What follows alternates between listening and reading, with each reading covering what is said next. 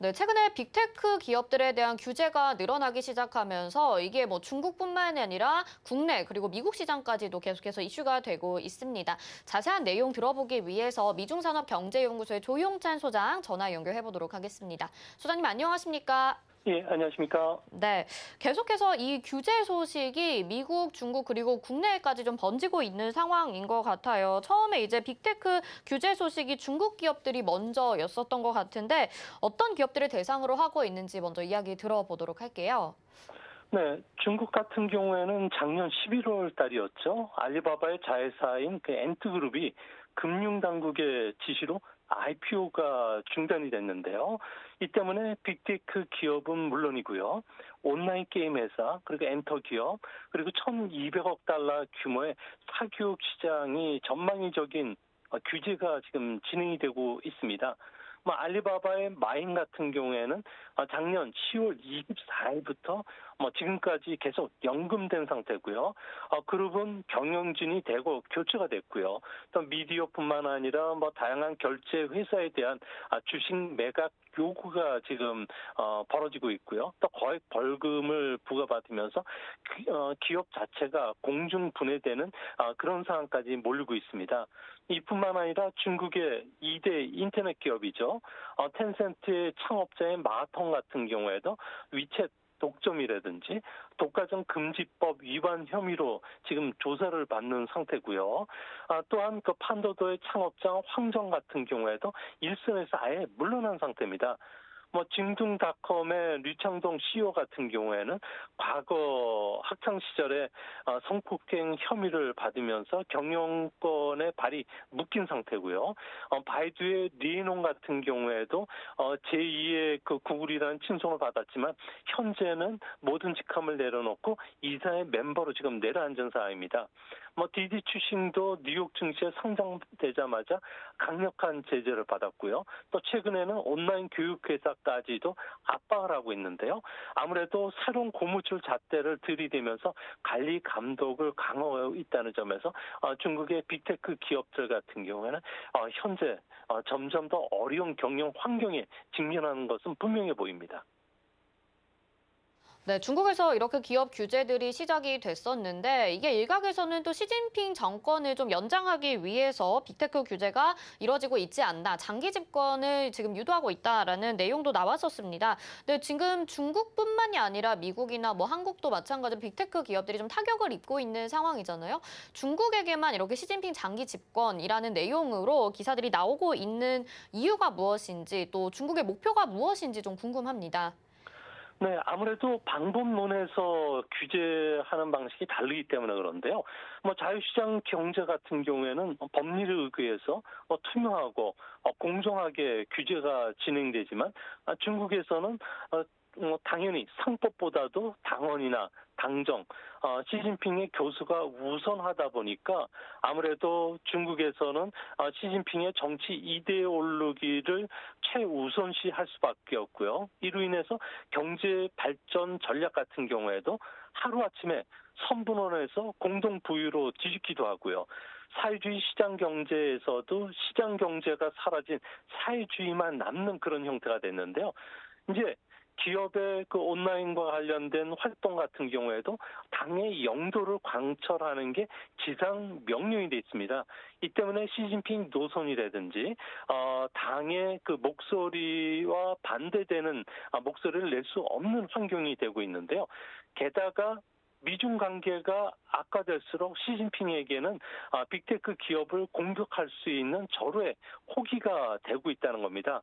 뭐 전 인민이 하나가 돼서 현재 난국을 극복해야 되기 때문에 뭐 공권력을 발동한다든지 그래서 민영 기업을 개입하고 또 독과점 금지법 위반이라든지 데이터 처리 규칙 위반과 같은 50여 개 이상의 새로운 규제 조치를 쏟아내면서 빅테크 기업에 대한 공격을 지금 강하고 있는데요. 이 때문에 중국에서는 테크 기업들은 지금 빠르게 빙하 시대에 빨려 들어가고 있다는 이야기가 나오면서 전 세계에서 중국 빅테크 기업이 주가가 폭락하는 것도 이 때문인 것이고 보여주고요. 이로 인해서 다른 부동산 기업이라든지 다양한 산업에도 악영향을 미치는 것으로 나타나고 있습니다. 네, 시진핑 같은 중국의 정치인들이 또 어떻게 발언을 하느냐에 따라서 지금 중국의 상황이 약간씩 바뀌고 있는 모습에 대해서 말씀을 해주셨습니다. 네, 미국에서도 이런 빅테크 기업들에 대한 규제가 이뤄지고 있는데요. 사실 중국과 미국은 정반대의 국가다라고 좀 생각을 해볼 수가 있잖아요. 미국에서는 또 어떤 이유들로 이렇게 빅테크 기업들을 규제를 하고 있는 건가요?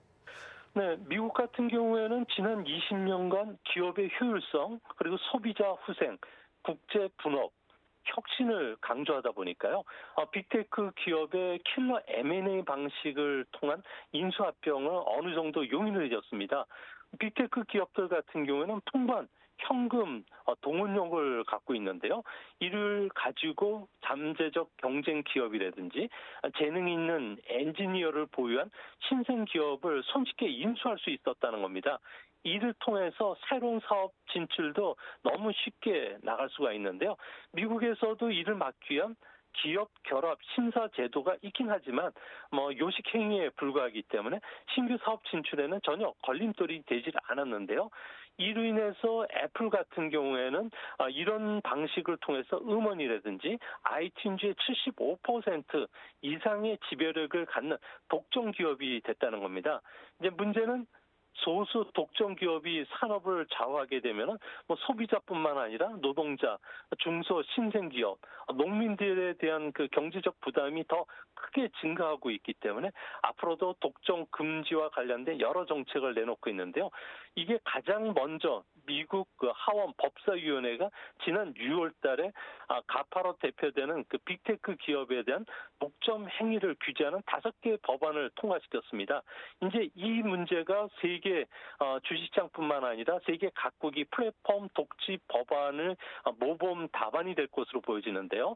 이 내용들을 보면은 플랫폼 기업이 심판인데 동시에 선수를 뜰 경우에는 자신의 플랫폼에 자체 브랜드 상품을 팔 수 있다는 거죠. 이렇게 되면 다른 사업보다 구조적으로 유리한 환경이 조성되기 때문에 이를 막겠다는 법안입니다. 아무래도 이런 법안들이 앞으로 내년도부터 우리나라를 비롯해서 세계 각국이 도입할 것으로 보여지고요.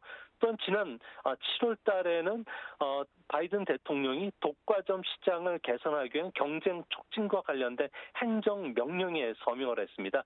이제 앞으로 빅테크 기업들 같은 경우에는 공정성, 포용, 사회적 후생, 거시적 효과를 중시하는 쪽으로 모든 심사가 바뀌면서 독과점에 제동이 걸릴 것으로 보여지고요. 이 때문에 구조적 분할이라든지 사업 부문 제한과 같은 구체적인 조치들이 앞으로 내려진다는 점에서 미국 안에 빅테크 기업들 같은 경우에는 이제 새로운 산업을 진출하기 위해서는 엄청난 희생을 내놔야 되지 않나 그렇게 보여집니다.